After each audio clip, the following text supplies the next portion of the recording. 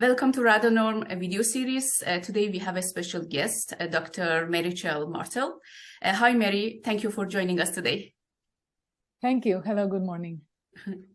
I'm looking forward to know more about you and your work within the RadoNorm. So maybe can you tell us first about yourself and your background, please? Thank you for this opportunity, Nazanin. Thank you. Yes, sure. I undertook my PhD in environmental sciences at the University of East Anglia in the UK a long time ago. In 2001, I finished. And since 2010, I am the founder and the director of Meritxell. This is a small consultancy company based in Barcelona and focusing mainly on environmental risk governance and including the analysis, the development of communication and engagement strategies in socio-technical complex problems like radioactive waste, for example, or radon management. So for more than 20 years now, I've been working as international consultant, working for different European projects and also for international organizations like the International Atomic Energy Agency or the Nuclear Energy Agency. And I'm also the secretary of the SHARE platform on social sciences and humanities in ionizing radiation research. So wow. Keeping busy. Very impressive, yes. You said that you're involved with different European projects. How did you get involved with RadoNorm? Well, I had no real experience on radon issues, I have to confess, when I got involved in RadoNorm. But I've been working a long time on communication, stakeholder engagement, on different topics related to ionizing radiation.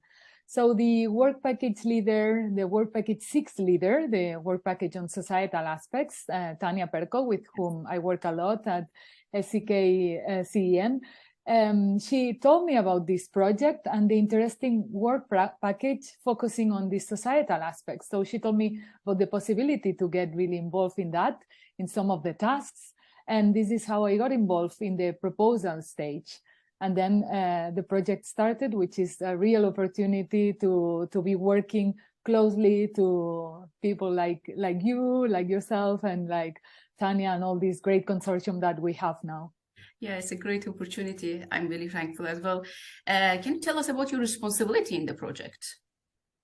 Yes, I was reviewing the responsibilities I have, and well, there are quite a lot. So one of the first things we are doing now, we are busy with is I'm the contact person for a survey, which is going to be conducted in, I think it's 18 countries, RadoNorm countries and non-directly involved in RadoNorm. So I'm the contact person for Spain.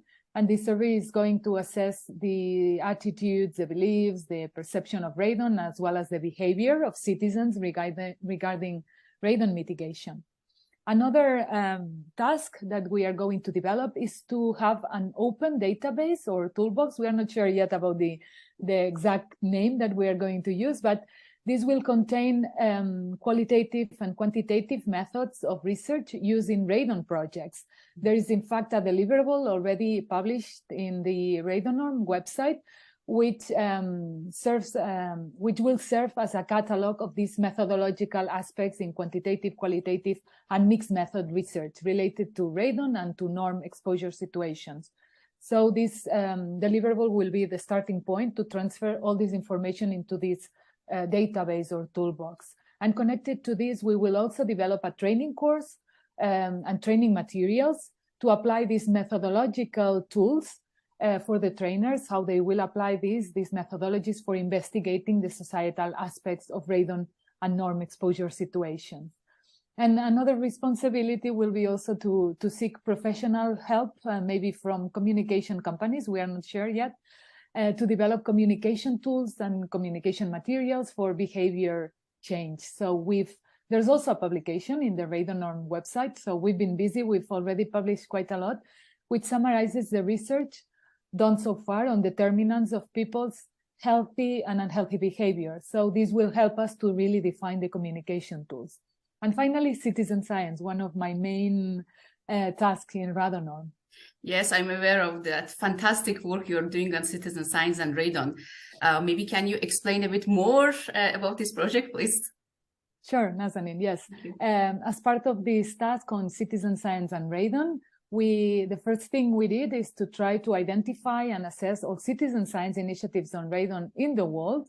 So for this also, we conducted an expert consultation in September 2020 when we started the project, and as part of the RECOMET annual conference on social sciences and humanities in ionizing radiation research.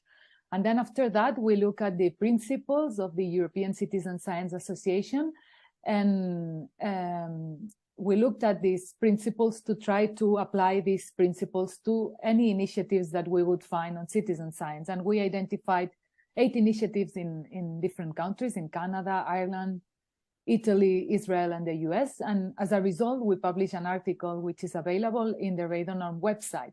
And based on these findings, we launched 4 citizen science initiatives, pilot citizen science initiatives from RadoNorm in 4 countries, which are France, Hungary, Ireland, and Norway. Some of them are still ongoing. It's been tough with the pandemic and the restrictions, so we couldn't have face-to-face meetings, and this is quite important for citizen science, so we are a bit in delay in that. But the most important part is that now only last week on the 7th of November, we launched an open call for citizen science initiatives for whoever is interested to apply to design and implement radon-related citizen science initiatives over the course of 6 months. So the information is also available in the RadoNorm website. We had a first webinar explaining this open call on the 7th of November when we open. The recording is also available and the presentation. And we will have a second webinar on the 17th of January, focusing on questions and answers we have received. So the aim really for this open call is to create an incubator for radon priority areas and to establish a network of citizen science projects to address radon testing. But above all, we are really interested in the next step after testing, in radon mitigation. Yes. So this is briefly. That's fantastic. I can't imagine how busy you must be, and thank you for the time for this interview. It was very interesting talk, and these were the questions that we could ask in the short time we have. Is there anything you would like to add to this? Well, just to encourage any interested organization or consortium or citizens to get in touch with their local authorities and their academics or their associations to really try to see this open call as an opportunity for the researchers and the citizens to work together in trying to find better ways to reduce their exposure to radon. That's perfect. So we encourage them to apply for this. Yes, it was a pleasure talking to you, Mary. All the best for the Citizen Science project. Thank you very much. Thank you very much, Nazan. Thank you. A pleasure.